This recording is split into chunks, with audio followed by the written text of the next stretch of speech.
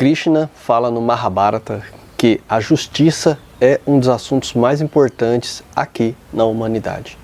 Hoje nós vamos tratar sobre a carta da justiça, a carta do tarô. Por que nós estamos nessa série falando sobre o tarô e justamente seus arquétipos? Não é que eu seja tão interessado na parte mística do tarô, mas sim na parte arquetípica, nos significados que cada carta traz em si. Ou seja, a cada carta a gente vai vendo seus elementos, as suas composições, e essas composições são uma tarefa nada fácil, talvez enigmática, para que você possa compreender como funciona essa construção de poder pessoal. Afinal de contas, o que é justiça? Como que a gente trata as coisas com justiça? Será que você é justo? Será que você é justa? O que a gente acha sobre justiça hoje em dia? Como que é a justiça? O que a carta da justiça tem a trazer para nós? Palavras-chave da carta: a justiça, arquétipo, inteligência, tarefa, compreender as leis deste mundo, fazer um julgamento sensato, inteligente e equilibrado, coragem, objetivo, responsabilidade pessoal, objetividade, honestidade e equilíbrio, percepção inteligente, risco, justiça em causa própria, autoritarismo, preconceito, juízos presunçosos, astúcia, disposição íntima, colher o que plantou, agir sem ser tratado com justiça, tomar decisões inteligentes. A justiça, o amadurecimento. A carta da justiça é tradicionalmente a 8ª carta dos arcanos maiores. No entanto, White a colocou como a 11ª carta em seu tarô. Como essa carta representa as primeiras experiências feitas pelo ser humano, ao sair da casa dos pais para o mundo, ela deve ser colocada em seu 8º lugar, original na sua jornada do herói. Se considerarmos as cartas como marcos da nossa própria jornada arquetípica pela vida, estamos no ponto de sermos considerados plenamente responsáveis por nós mesmos, o que é uma afirmação essencial à carta da justiça. Se em uma casa valiam os costumes da família, agora temos que aprender as leis do mundo. Se até aqui cuidavam de nós, agora teremos a vida boa ou má, conforme cuidarmos de nós mesmos. Estes são os temas da Carta da Justiça, incluindo a lição de que colhemos o que semeamos. Sempre alcançamos o que merecemos. Ela nos coloca a justiça na figura da deusa Dike, que é, com sua coroa de muros, é representada como a protetora da cidade e da ordem da civilização. Em sua mão direita, ela segura uma espada e está levantada para julgar e executar. O lado direito do trono, bem como o seu pé direito, são claramente visíveis. E naturalmente, o direito e a justiça se relacionam com o lado direito, considerando o lado racional e consciente. Todos esses símbolos corroboram a ideia de uma decisão bem considerada, de um julgamento racional, construído pelo exame crítico e com base em um amplo espectro de dados objetivos. Como mostra a balança na mão esquerda, a instituição e o senso de justiça não são deixados de lado. Contudo, a ênfase recai sobre o lado direito, o lado racional. Assim sendo, a Carta da Justiça apresenta julgamento inteligente e consciente e forma com isso o polo oposto à Carta do Enamorado, que representa uma decisão espontânea. Entre essas duas cartas está a Carta do Carro, que se mostra a entrada da fase consciente, o passo que se torna possível um julgamento bem considerado, responsável, se colocarmos as cartas lado a lado. Essa transição também se mostra no fato de a esfinge negra, como um símbolo do inconsciente, estar do lado do enamorado, ao passo que a esfinge branca, o consciente, estabelece a ligação com a justiça. Nessa comparação, não há sistema de valor ou interpretação de que dê a preferência a uma ou outra carta. Há situações na vida que podem ser mais bem decididas a partir do coração e outras que devem ser bem analisadas com a ajuda da razão crítica. Neste caso, trata-se muito mais do fato de que amadurecimento da consciência amplia a capacidade de decisão. Vamos lá, gente, só repetir de novo para vocês aqui, para você não se perder. Nesse caso, trata-se muito mais do fato de que o amadurecimento de nossa consciência amplia a capacidade de decisão. À medida que desperta a força mental, cujo potencial de julgamento muitas vezes é simbolizado por uma espada, os mitos descrevem isso como o momento em que o jovem herói recebe sua poderosa espada. Signy Friend, que forja novamente a espada quebrada do pai, Arthur, que foi o único que conseguiu retirar a espada Excalibur do rochedo, ou Percival, que recebe sua espada durante a primeira visita, ainda inconsciente, ao castelo do Santo Graal. Ao partir, o herói não possuía um bastão, sendo uma lança ou uma clava, um símbolo de coragem e força de vontade. Trata-se de armas naturais, como aquelas que os dois famosos jovens realizaram sua primeira façanha destemida. Davi matou Golias com sua funda, e Percival venceu Inter, o Cavaleiro Vermelho, arremessando sua flecha contra ele. Mas agora é preciso domar a arrogância, controlar a vontade e forjar a impetuosa, colérica sede de atividade, desenvolvendo uma compreensão fria, sem a qual as tarefas vindouras não poderão ser concretizadas. Para que uma pessoa arrebatada se transforme em um cavaleiro, ela tem que aprender a avaliar cuidadosa e bem ponderadamente as consequências de suas ações. Com a espada, essa força mental só é encontrada em estado bruto e precisa ser forjada, modelada e afiada durante um longo tempo, antes que o herói saiba lidar com ela. Bom, gente, aqui eu já tinha comentado em outros vídeos, né, que a espada é justamente o arquétipo da espada é o discernimento, né, devido a ela ter o corte dos dois lados, como a exemplificação da esfinge ali, tem uma lâmina direita e uma lâmina esquerda, né? Assim, pelo menos, é a maioria das espadas medievais. Vamos continuar nossos estudos. Cultivando esta arte até chegar à maestria e conseguir ser investido como cavaleiro, logo se verá que ele vai se tornar um protetor dos pobres e injustiçados, como Robin Hood, um guerreiro espiritual, como os cavaleiros do Santo Graal, ou um terrível e impiedoso cavaleiro salteador. Tal como toda espada, também a argúcia tem dois gumes. Sem dúvida, a razão, a força do conhecimento e a inteligência são muito valiosas, enriquecedoras e indispensáveis no longo do caminho.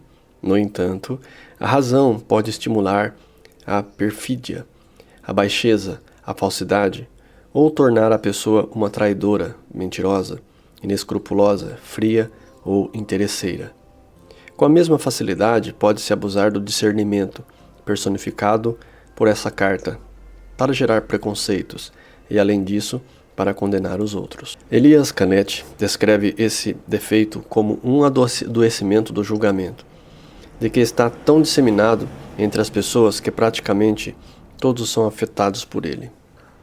E ele diz assim, entre aspas, é o poder do juiz que autoriza as pessoas a agirem dessa maneira. O juiz apenas aparentemente se posiciona entre os dois lados, na fronteira que separa o bom do mal. Em todo caso, ele se considera pertencente ao lado bom. A legitimação do seu cargo depende, em grande parte, de que ele pertença inabalavelmente ao reino do bem, como se tivesse nascido nele. Por isso, dizer que ele está sempre julgando, seu julgamento é obrigatório. Ele tem de julgar determinadas coisas. Seu grande conhecimento, o bem e o mal, provém de uma longa experiência, mas também aqueles que não são juízes, aqueles os quais ninguém pediu para julgar, e os quais ninguém em sã consciência pediria que o fizesse. Proferem julgamentos incessantes em todos os âmbitos. Não se exige nenhum conhecimento de causa. Aqueles que se abstêm de julgamentos, porque se envergonham deles, podem ser contados nos dedos. Gente, aqui só estruturando o pensamento de vocês, aqui é justamente aquela pessoa que tece opiniões. Tem gente que é viciada em dar opiniões, principalmente opinião na vida do outro. E isso, gente, é tão chato, porque, como diz o ditado, né? O que significa a opinião de uma pessoa que tem um cotovelo com calo de tanto conversar em em balcão de boteco, ou seja, aquela pessoa que está o dia inteiro na rua e ela faz e tece julgamento a respeito de todo mundo. Isso é ridículo porque não tem fundamento de causa, não conhece a estrutura de tudo que está acontecendo com a pessoa, mas mesmo assim não se omite em dizer sua opinião e fazer seu julgamento. E isso é a maioria das pessoas, viu, gente? Vamos continuar para a gente evoluir o assunto, né? A palavra justiça, né? Até agora a gente está só evoluindo esse processo, para você entender, né, o simbolismo. Outro significado da carta justiça resulta do conhecido fato de que só pode atribuir responsabilidade ou apresentar em juízo, ou seja, culpabilizar a pessoa maior de idade. Uma criança está livre de culpa. Ninguém pode levá-la a juízo. Por outro lado, os jovens, mas acima de tudo os adultos, são pessoalmente responsáveis por toda a extensão de suas ações. E é isso o que diz essa carta. Ela apresenta um lado especialmente valioso do ego amadurecido, a disposição de assumir responsabilidade por si e pelos outros. A pessoa que tenta evitar esse passo de desenvolvimento e foge constantemente às dificuldades que ele acarreta permanece imaturo e, independentemente de sua idade, continua uma criança, melhor dizendo, infantil. É fácil reconhecê-lo pelo fato de que nunca ser responsável por nada, de não admitir uma perda, sobretudo por achar que nunca tem culpa de nada.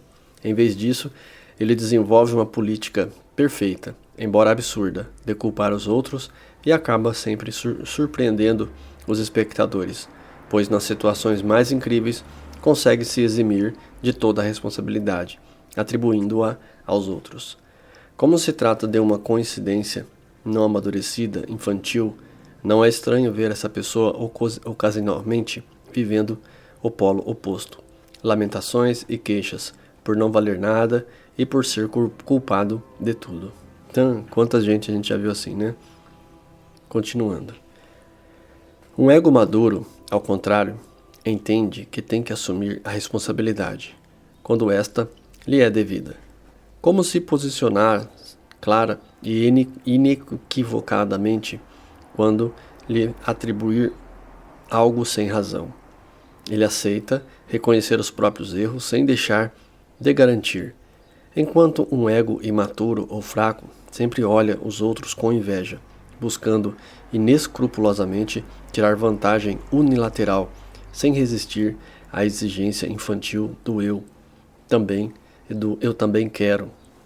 Um ego maduro consegue desenvolver magnanimidade, mostrando-se generoso e desejando sinceramente e fundo da alma o bem dos outros.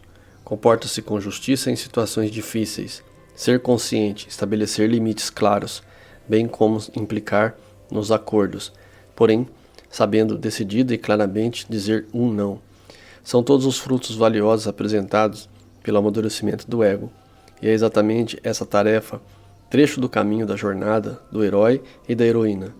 Mas isso exige um discernimento claro, onde, senão aqui, ocorreria esse estágio de desenvolvimento. A primeira metade da jornada, o caminho ativo, o caminho do tornar-se consciente, praticamente já ficou para trás.